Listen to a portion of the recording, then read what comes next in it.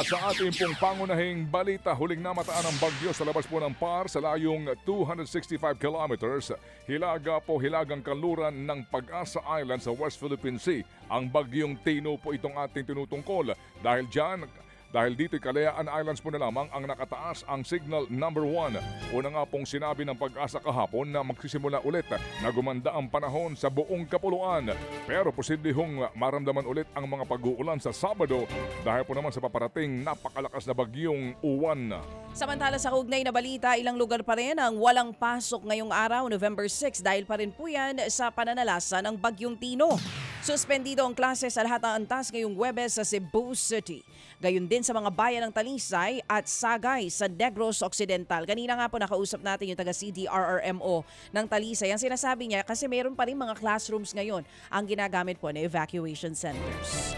Ito nga po ang malungkot na balita mga kapatid at mukha pong tataas pa daw po ang bilang nito. Umakyat po sa 111 na ang kumpirmadong patay sa Cebu na dahil nga po sa pananalasa ng bagyong Tino. Karamihan sa mga ito'y namatay dahil nga po sa malawakang pagbabaha. Sabi nga po ng ating nakaugnayan kanina, madaling araw po kasi ang iba po'y nagulat nga dito sa bilis at laki ng volume ng tubig na umagos sa kanila pong ilog. Siyang po naman ang patuloy pong pinagahanap ng mga otoridad. Nasa ilalim ng state of calamity ang buong lalawigan ng Cebu dahil pa rin po sa pinsalang hatid ng bagyong Tino. Sa ngayon po ay nasa 15 LGUs pa sa Cebu ang walang kuryente. May mga lugar din po na wala pang signal ng telepono, kabilang po ang mga bayan ng Pilar, San Francisco, Oslob, Liloan at Danau City. Wala pa rin pong supply ng tubig sa mga bayan ng San Francisco at Danau City. Umabot po naman sa 30,000 pamilya ang nanunuluyan ngayon sa mga evacuation center. Mga substandard flood control projects ang sinisisi ni Cebu Governor Pam Baricuatro, kaya naranasan ngayon ang pinakamalubhang baha sa kasaysayan po ng lalawigan. Kung tutuusin, 26.6 billion pesos po ang kabuwang halaga ng mga flood control projects sa Cebu, pero hindi nito napigilan ang malawakang pagbabaha. Ayon sa gobernadora, dapat managot ang may mga pakana sa mga substandard ng mga proyektong ito. I think substandard yung mga flood control projects in that area. Hindi ganito yung Ted, never in the history. By far, this is the worst, flash flood caused by a typhoon that ever happened in the history of Cebu. So yung pinakagrabe, actually, Ted, mas grabe pa tong Tino kaysa Odette. Kasi yung Odette, it was the wind. Itong Tino, flash flood.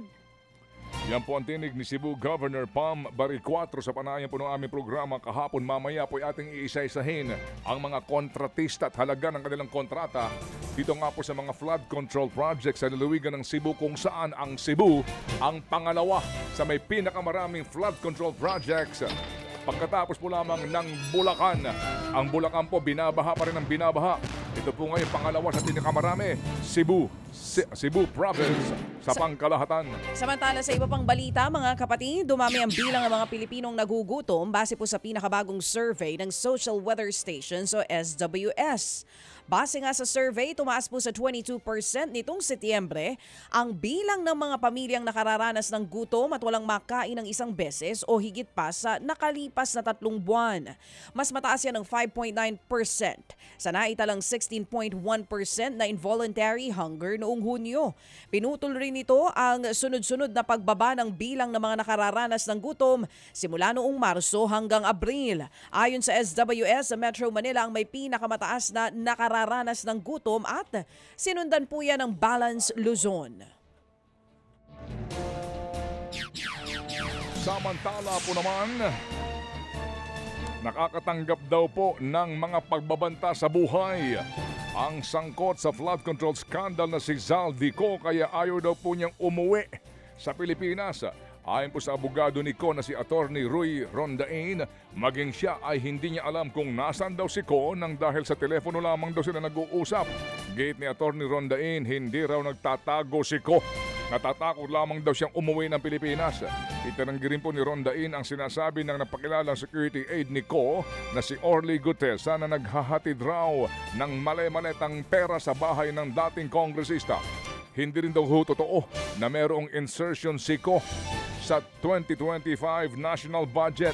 Ayon pa kay Rondain, umabot daw po sa 4.1 billion pesos ang net worth ni Ko noong po lamang 2019. pero hindi kumpirmado kung magkano ang itinaas nito mula nang siya'y maupo bilang congressman, lalo pat isa rin siyang negosyante. He's deathly afraid of coming home because may serious threats to his life. One half of the country wants to throw him in jail and throw away the key. The other half wants to string him up by the nearest tree. Would you come home under those circumstances? Personally, I'm deathly afraid of vigilante violence. Someone who thinks that he's a moral guardian of the Filipino people will just take a paltik and shoot him anywhere. Mga kapatid, yan po ang tinig ni Attorney Roy Rondain, ang isa sa mga abogado ni Saldico. Mamaya po abangan din po ninyong ating pag-aanalisa at paghihimay sa mga sinabi po ni Attorney Rondain sa kanyang press conference kahapon. Mga kapatid, brothers and sisters, saan ka pa? Dito na tayo sa totoo. Dito na tayo sa True FM. Mga kapatid, mag-subscribe and follow po kayo sa social media accounts ng True Network PH. Yan po kami. Hanapin nyo lang True Network PH, Facebook, Instagram, YouTube, TikTok, and podcast. Mapa Apple or Spotify man yan, mahahanap nyo kami. Lahat ng mga napapanood at napapakinggan nyo po sa programa, nasa social media accounts namin yan. So, paano mga kapatid? See you sa social media!